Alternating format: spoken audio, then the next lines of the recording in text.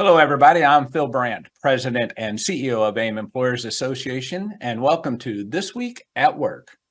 This Week at Work is the only show about the workplace that offers you front row seats and a microphone, featuring experts in human resources and employment law to bring you practical, timely, and accurate insights so you can more effectively lead your organization. It's Thursday, August 17th, episode 244.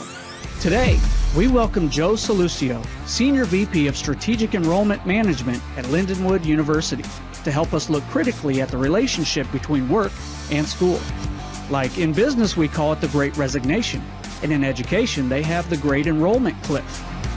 And while AI is changing how we operate our businesses, it's just as rapidly transforming how universities operate. And sure, when hiring, a college degree shaves some risk, but what is it really worth? And how does that value compare to skill stacking? Now let's get right into it as we discuss all this and more on This Week at Work.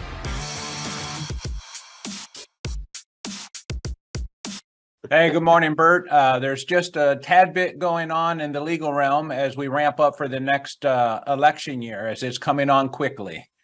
Yep, it's Phil, as I've said before on the program, it's almost hate your neighbor season once again, where everybody puts their signs up in their yards, and we find out where everybody stands on all the issues, and people stop talking to each other. And I have to say, it's probably my least favorite time when I start seeing all those signs. Yeah, the divide it causes is something I don't appreciate, but I appreciate the fact that we get a chance to have a say-so and everyone can reset and we can try and move our country forward, and that's really the intent behind it. While we are certainly impacted by decisions made by those we elect into office, we are also very impacted by the next generation of employees and the experiences that their formative years are having as they come out of universities and colleges across the globe. And that's why we're excited to have Joe Sallustio with us from Lindenwood University, a podcaster and author. Welcome to the program, Joe. Thank you, Phil and Bert. It's just an absolute honor to be here. Thank you. All right, Bert, are you ready to kick things off with Lawyer on the Clock? I am. Are you going to do the poll first or skip that one? No, you're right. It's one of those mornings. Once again, that's why I have you, Bert. So let's get into our poll questions. Here we go. First question is, do you offer tuition reimbursement? All right. That's always an important question, particularly with Joe on the program today. We'd like to get some insight on that. And then what best describes the talent in your industry with respect to having the necessary hard skills, IT, language, financial, technical, trade, healthcare, etc. We'd like to hear some feedback on that. And as always, the word cloud is my favorite poll question. What is one word that comes to mind when you think of a college graduate? That is a great question, Producer Nick. Thank you for putting that one together. That's going to be an interesting word cloud. What is one word that comes to mind when you think of a college graduate? Okay, Bert, now are you ready for Lawyer on the Clock? I am ready, Phil. Lawyer, you're on the clock. Roll it, Nick. All right, it's time to look into what's trending in employment law. Lawyer, you're on the clock. Phil, we're going to cover one today that I think really needs to be a full show, but I want to dig into this a little bit. It is a very, very serious topic, and I want to talk about the Supreme Court's recent decision to strike down affirmative action admission policies in higher education and what the impact is for private employers in their diversity, equity, and inclusion efforts. Everybody recalls that on June 29, 2023, the Supreme Court ruled that race-conscious college admissions policies at two universities aimed at maintaining racially diverse student bodies violated the Equal Protection Clause of the 14th Amendment, which broadly prohibits discrimination based on race. And while the decisions will directly affect admissions policies at higher education institutions across the country, private employer DE&I policies and initiatives, voluntary affirmative action programs, and environmental, social, and governance efforts will also likely face greater scrutiny and legal challenges, and employers really need to adapt to this quickly evolving landscape. Hey, And yeah, Bert, can I ask you, what would be an example, if you can think of one to share, a voluntary affirmative action program, something that employers might be doing voluntarily? sure. So if you're an affirmative action employer, that actually means something under the law. That means you legally have obligations to have an affirmative action program or an affirmative action plan. And there are a lot of companies out there that aren't legally required to have an affirmative action plan, yet they still implement something similar to an affirmative action plan, and they do that voluntarily. And so basically, if you are required to have one, which means that you are a government contractor or you receive some sort of government funding, you're mandated to have an affirmative action plan. And most employers who have those go ahead and seek legal counsel or seek consultants to perform those plans. Employers who don't have to have affirmative action plans, which are by far the bulk of the employers in the country, many of them still go ahead and say that they're affirmative action employers, but they don't necessarily know or have a full grasp of what that really means and how to implement one of those programs in a lawful manner. So the way I've seen that work in the past is, if you're not an affirmative action employer, but you still have a set of standards and goals in which you're trying to achieve a particular statistical a statistical number of a percent minorities or percent women, whatever it might be, that you put goals and objectives into place and actions to help achieve that. And it's how you go about that that might be at risk, is what I'm hearing you say. Well, I think how you might go about it might be at risk, and why you're doing it also might create an issue if you're not legally required to do it because you are not a government contractor. It kind of begs the question whether you should be doing it at all. And if you're trying to establish things like quotas and hit certain metrics based on protected characteristics, you may be violating the law.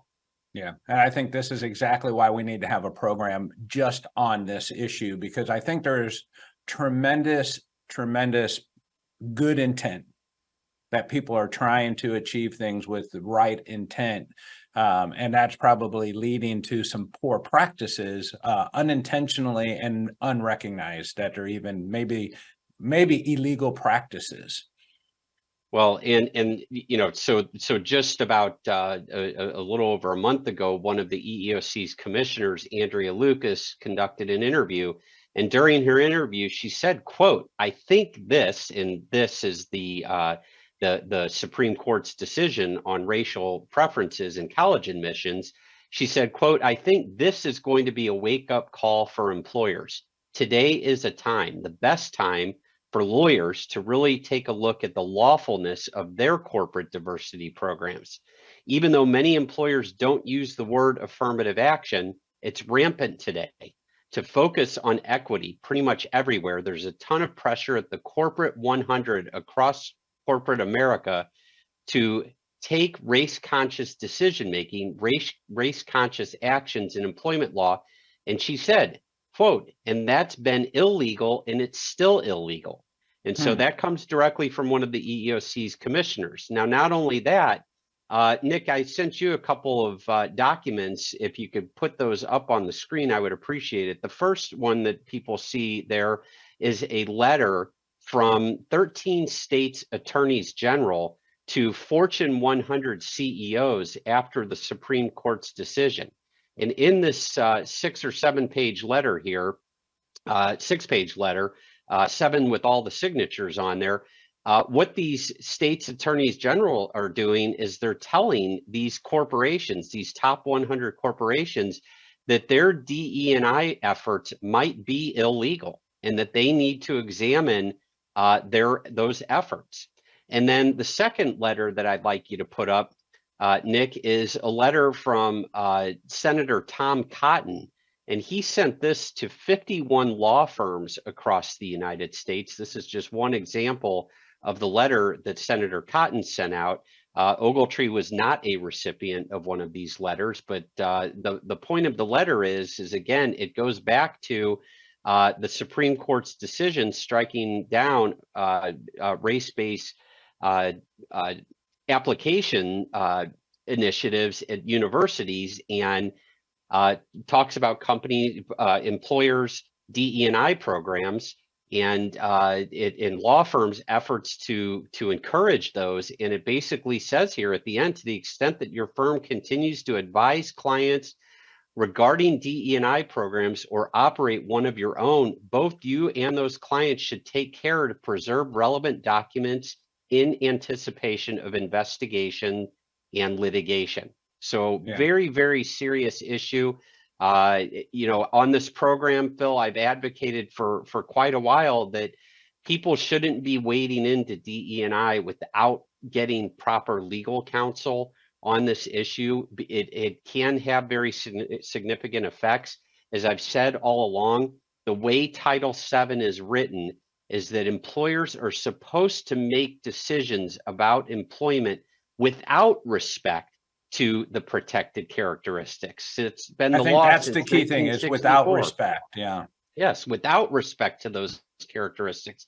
It's been the law since 1964. And if people don't like the law, they need to change the law. They need to make an effort to change the law. And I'm not so sure it can be salvaged here without a constitutional amendment, as was sort of indicated by the Supreme Court, that when the Supreme Court says that it violates the 14th Amendment of the Constitution, I'm not so sure the law can properly be changed without a constitutional amendment. But if people don't like the law, they need to try to change it, because what we're told under Title VII is that we're supposed to make decisions without respect to these protected characteristics, and DE&I oftentimes does the exact opposite of that.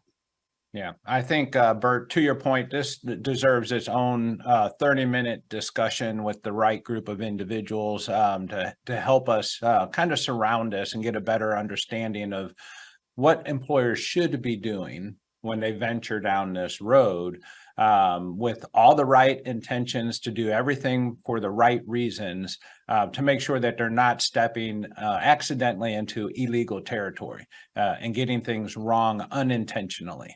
So I agree. And in the meantime, Phil, let me just kind of leave our audience with this, that initiatives, policies, or programs that tend to implicate employment actions that might face harsh scrutiny and could be more likely to be found unlawful would be programs that require diverse interview slates, limit opportunities to specific underrepresented groups, including internships or scholarships for a specific race, ethnicity, or gender group, leadership development programs, talent development programs, and mentorship initiatives, programs that set goals and timelines for representation within specific roles, programs that incentivize decision makers to base decisions on affirmative action or DE&I results, or programs that require diversity on boards of directors. I think those are the areas where those types of programs really are going to face additional scrutiny and possibly lead to litigation. Absolutely. That's great insight, Bert. I think if anyone has any questions on that, it's probably the right thing to do is to give Bert a call. I know they got great resources inside Ogletree, and they can help you find your way forward on this particular issue. It could be a very serious and costly unintentional mistake. So be sure to reach out to Bert and Ogletree and get some guidance on this particular topic as you tread carefully. All right, shall we move on? Let's get on to Philburt's Forum. You've just entered Philburt's Forum, where we peel the onion back and take a lighter look at the workplace. All right, Nick, what do you have queued up for Philburt's Forum today? We just thought we'd poke a little bit of fun with our special guest in mind here. So on this first meme here, we have Leonardo DiCaprio, and it says here, "Thank you, student loans, for helping me get through college. I don't think I can ever repay you." Yeah, that is a perfect meme. But you know, that particular picture of Leonardo DiCaprio right there has been used for more memes than I can think of. But it's a great picture.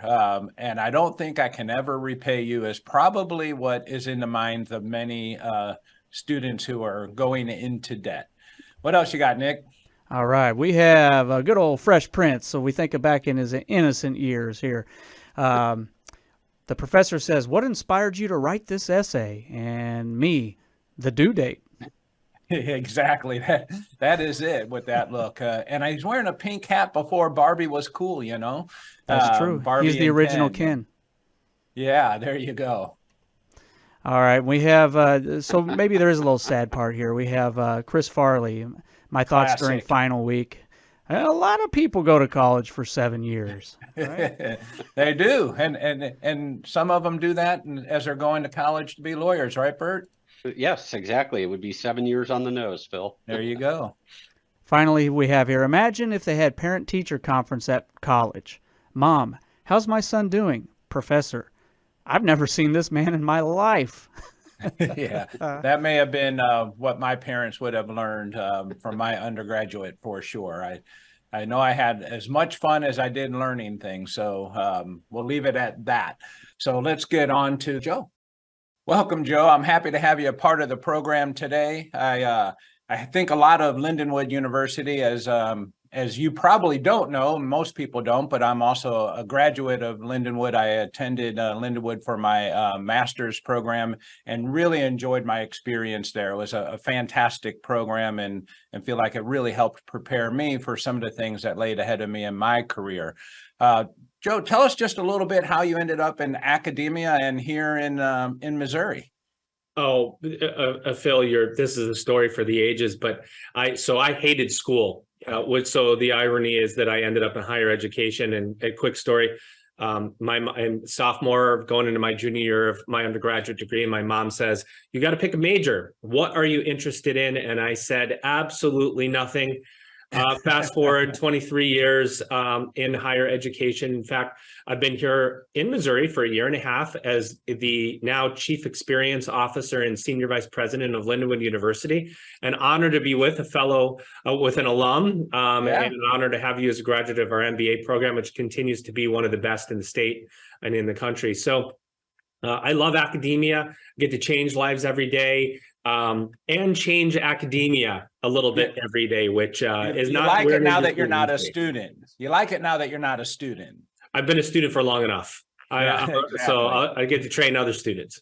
Yeah, that's great. Tell us, Joe, you got a few things going on. You have a podcast and a book. Tell us a little bit about those things. Very quickly, so the EdUp Experience, EDUP, the EdUp Experience is a higher education focused podcast. We've done about 690 episodes over the last 3.5 years, including interviewing 230 college and university presidents from all across the world. Wow. We took the first 125 interviews with college presidents, and we wrote a book called Commencement, the beginning of a new era in higher education. It takes everything that they had to say about the future of higher ed and puts it into one book that's not written for an academic. It's written for the regular people like me and you that just want something to read that tells us what the future is going to look like for ourselves or our kids. So I feel very blessed to be able to do those things and affect the industry in that way.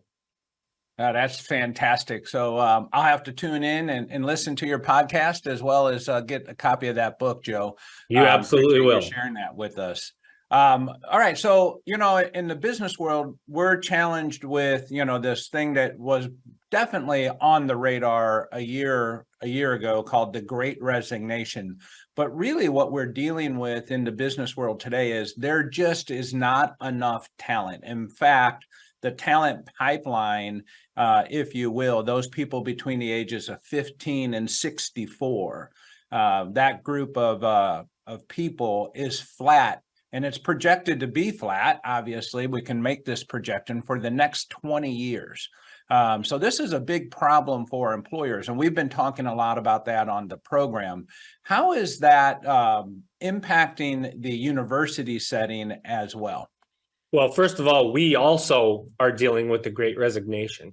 As you know, education in general can be has more risk than it used to in terms of work. Teachers are leaving the industry, professors are deciding not to teach, and so on. So we're dealing with that piece.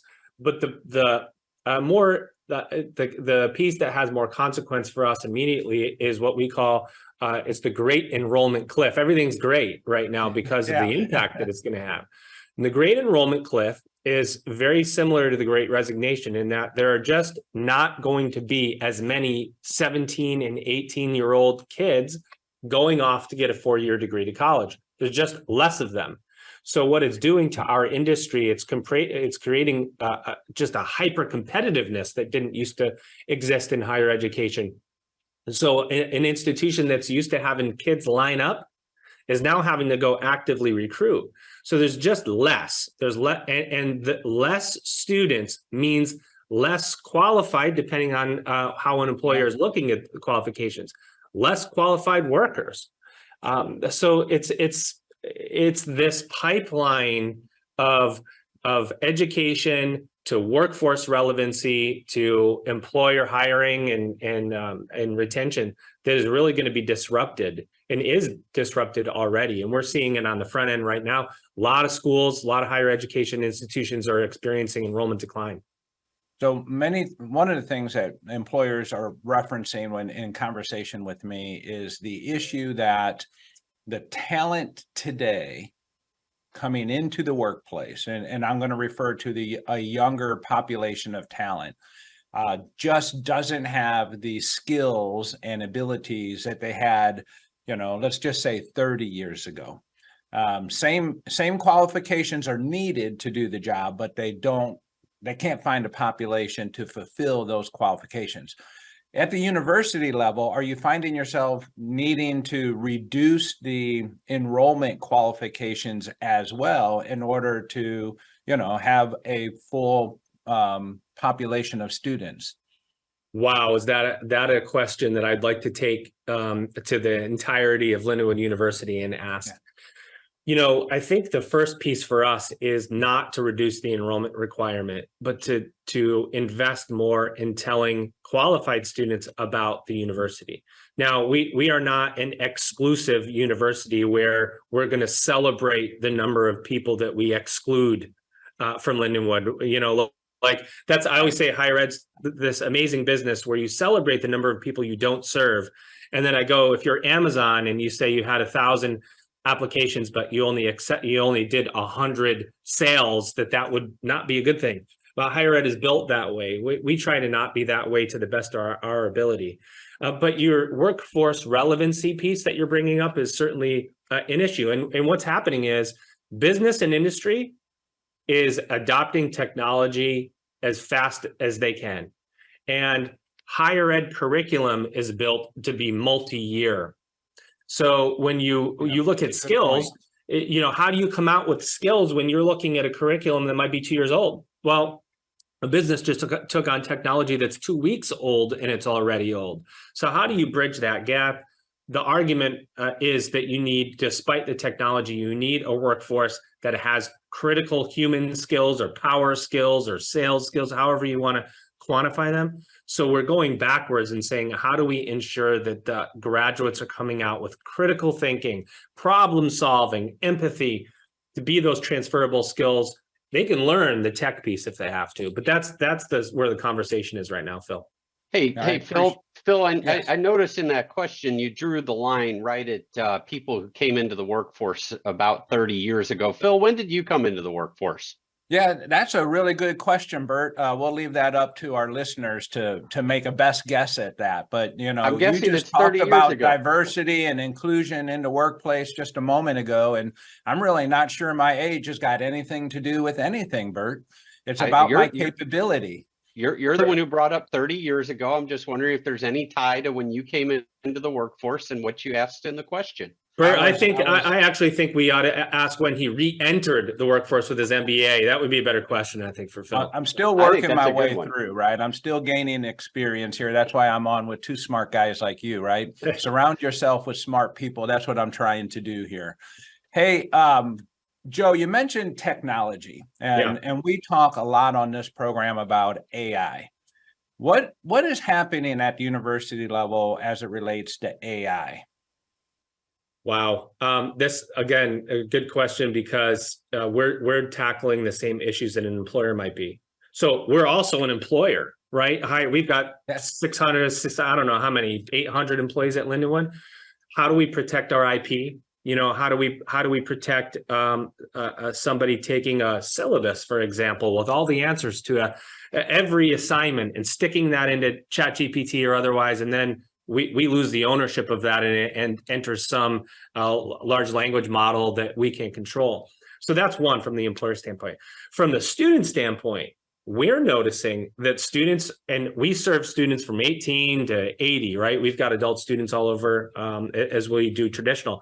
Students are starting to come in with a defined set of tools that they're expecting us to deliver, right? Their own set of AI tools that they already use. And so how do you translate that to the work environment? If you're hiring somebody that has an ecosystem of AI tools that they use, how do you protect the business and allow for that person, the employee, to use those AI tools, or else they're not going to come work for you, because that's how they've learned. That's how their ecosystem is now being developed. So, you know, these are the types of things we're dealing with. And there's a different tool every day that we have to monitor. How do we embed that in the learning, right? How do we include it so that the student says, you know what, you don't use AI tools, so I'm going to go to this other university that does. So it's now becoming part of our value proposition. And I think it's the same for employers. If it's part of your employee attraction, if you're going to allow people who expect to use AI to use it, or you're going to say no, and you're going to just decide to take the people who are not, or are okay with that. And that's a gamble. Joe, we've talked about it on the program before. I assume you're familiar with the case up east where some lawyers used AI to write a brief. And, you know, so we're dealing with the same issues in the legal profession as well. You know, our firms are moving to the use of AI, but employers that use AI need to be very, very careful with it. I'll also mention real quickly that the EEOC just settled a lawsuit with a company that was using AI in its hiring processes. And the EEOC alleged that the AI was filtering out certain applicants by age. And as a result, the company ended up suing or settling with the EEOC for $360,000. Yeah, it's amazing. It's amazing how quickly we can forget that the output is a result of the inputs right now. And you know, it's wide, but the use is widespread, and it's very hard to control for employers and for students. Part of the key is, how do we embed it in such a way where it doesn't, somebody doesn't feel like they're going around the rules to use it, but uses it smartly. Isn't that the thing? Or how to use it in a smart, intelligent way and use those results in a way that's not going to cause you, you know, to get called out in a courtroom because you're using it to craft your legal documents. It's a puzzle we'll be working on for years. Yeah, I know it's something that I use regularly, and I encourage my staff to use as much as they can to gain efficiency. But as to your point, it's to be smart. You know, we're not necessarily using it in our hiring processes, but, you know, we do a lot of writing and creating content, and it really does. It helps sharpen that pencil a little bit, and it can be a great tool in the way that we're using it to serve our members and help them move forward more quickly. And I think it's really, in my mind, it's really how do you use AI, not to use AI, right? Because we're going to have AI in the future. There's no avoiding that. So it's how do you leverage it and use it, like you said, smartly and effectively, legally, to gain efficiencies in your workplace. If you just say, I'm never going to use it, and you know, eventually you're probably not going to be as relevant as you would like to be. Also, if you're an employer that says we're not going to allow employees to use it, it goes back to this basic need conversation where you tell a kid that they can't do something and they're going to do exactly what you told them that they can't do. But you're going to prompt people to use AI even more by telling them that they can't use it. And that's something that I think universities, students, and employers are all going to deal with, is the level at which you accept it. Yeah. All right, Joe, just a couple more questions here. Tell us about skill stacking. What is that, and how is that taking place or affecting the university setting? Skill stacking is one of the most, in my opinion, confusing spaces within higher education. So you have to put yourself as the employer and then as the student and think about it in a couple of ways. If you're a student, what's happening right now, and for universities too, is there's a big question on the value of a college degree. Should I go to college? Should I not go to college? You know, should I just go get a Google cert or a Adobe cert and try to get a job that way? So we're seeing a lot of students, no matter what their age is, decide they're not going to go to a fixed number of years to get a degree, and they're going to stack skills. Mm-hmm. But what skills do you stack, and how does the employer understand the value of those skills? Those are the questions that we're asking an employer. Many employers are deciding to reduce their overall qualifications, right? 4-year degree is not necessary. We're going to look at your ability to do the job. But I think what many of us didn't think about is, how do we assess those skills if there is no third party to say whether they're relevant? And on my podcast, I'll always go, my cousin's brother's friend's girlfriend, Vinny, offers a real estate course. And I'm going to take that real estate course, and I'm going to go to an employer who's going to look at that real estate course and try to say that skill set might be transferable to some job. How do I know if that real estate course was even real?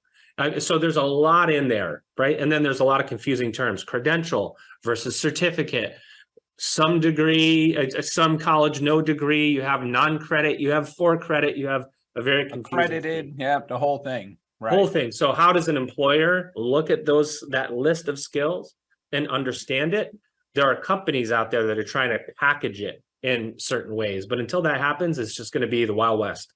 Yeah, absolutely. All right, Joe, I got to ask you this last question here. How are you seeing higher education change to meet the demands of the marketplace?